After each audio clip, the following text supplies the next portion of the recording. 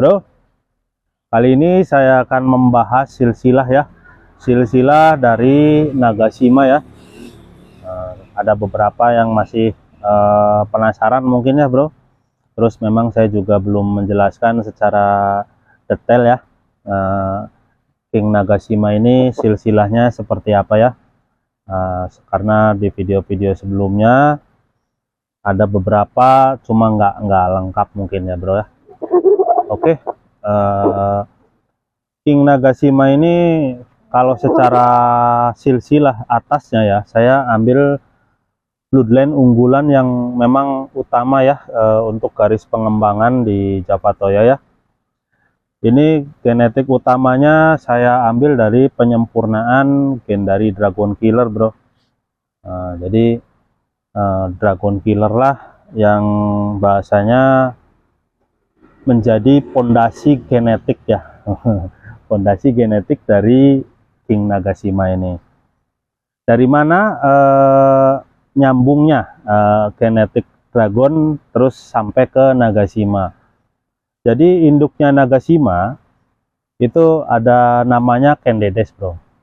Candedes itu generasi dari Dragon ya, F1 dari Dragon dan F1 dari Dominator bro ya, secara induk ya. Jadi induknya Candedes itu generasi atau F1-nya Dominator, terus disilang sama Dragon Killer di tahun 2018 waktu itu ya. Itu hampir terakhir ya bro, karena setelah itu saya sudah nggak mendapatkan lagi karena Dragonnya sudah nggak produksi ya, udah mulai sakit-sakitan. 2018 itu usia Dragon Killer udah 10 tahun bro. Untuk ayam yang saya pelihara, Dragon memang umurnya paling panjang waktu itu ya. Jadi dari Candedes pun itu kan 2018, 2019, sekitaran 2021 itu 2020, 2021 saya pernah pasangkan juga sama yang namanya Falcon, terus Shenlong, tapi waktu itu enggak ini ya. Dan kedua yang saya sebutkan tadi, baik Falcon ataupun Shenlong itu memiliki darah yang bagus karena saya datangkan dari luar ya bro. Tapi bukan bapaknya si Nagashima ya. Walaupun bagus, walaupun gimana, saya tetap menganut filosofi breeding ya bro. Jadi bukan hanya bagus ketemu bagus terus generasinya saya ambil, bukan seperti itu ya kalau di Japatoya. Jadi tetap bagus ketemu bagus, harus melalui seleksi lagi karena di Japatoya harus melampaui garis genetik ya, bukan cuma bloodline bagus saja terus saya simpulkan ini jadi yang terbaik nanti buat apalagi untuk jadi pejantan utama bro.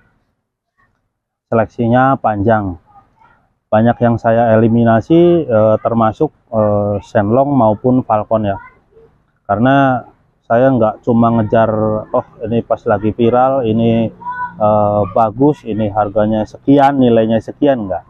Kalau nggak bagus tetap eliminasi, itu prinsip di Japatoya ya. Terus sampai akhirnya di 2022 saya setelah hasil seleksi pentar ya, pastinya dengan berbagai macam pesaing ya, termasuk di kandang sendiri, akhirnya saya menemukan oh ini yang sangat cocok kayaknya. Kayaknya karena waktu itu belum ada Nagashima bro. Setelah itu, setelah Nagashima menetas pun, itu ada beberapa saudaranya yang memang nggak semuanya saya jadikan pejantan ya bro, untuk generasi berikutnya ya.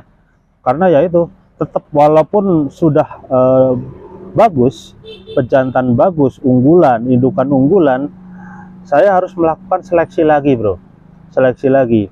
Dan itu beratnya di breeding memang ya, ego terus segala macam harus disingkirkan ya bro, karena ya untuk menghasilkan generasi terbaik tidak cuma dari generasi pejantan ataupun induknya saja, tapi setelah itu harus diamati lagi. Itu prinsip saya ya. observasi, terus ya sabar, itu jadi pondasi utama di Japatoya, termasuk untuk menjadikan Nagashima ini sebagai pejantan utama ya bro. Jadi garis utamanya Nagashima secara singkatnya berarti saya ambil generasi dari Dragon ya, pengembangan Dragon Killer ataupun evolusi ya, evolusi dari Dragon Killer, karena ini penyempurnaan bro, penyempurnaan bukan sekedar garis darah tapi seleksi saya lebih ketat lagi ya. Ada beberapa tipe yang saya seleksi, kalau diceritakan di satu video mungkin panjang ya, mungkin di satu video berikutnya, 2 video berikutnya mungkin nanti saya akan bercerita lebih ya tentang bagaimana saya seleksi saya. Oke, jadi pastinya bisa jadi masing-masing breeder ya ataupun farm-farm lain mungkin akan berbeda pendapat ataupun cara nyeleksi masing-masing pejantannya itu sih, silsilah ataupun sebagian cara seleksi saya untuk menjadikan King Nagashima ini pejantan utama ya. Mudah-mudahan bermanfaat ya bro, ada manfaat dari diskusi ataupun obrolan ini ya. Nanti di video-video berikutnya saya akan sambung lagi. Baik, Japatoya Beyond Bloodline dibangun dari seleksi, kesabaran, dan perjalanan yang tidak selalu mudah.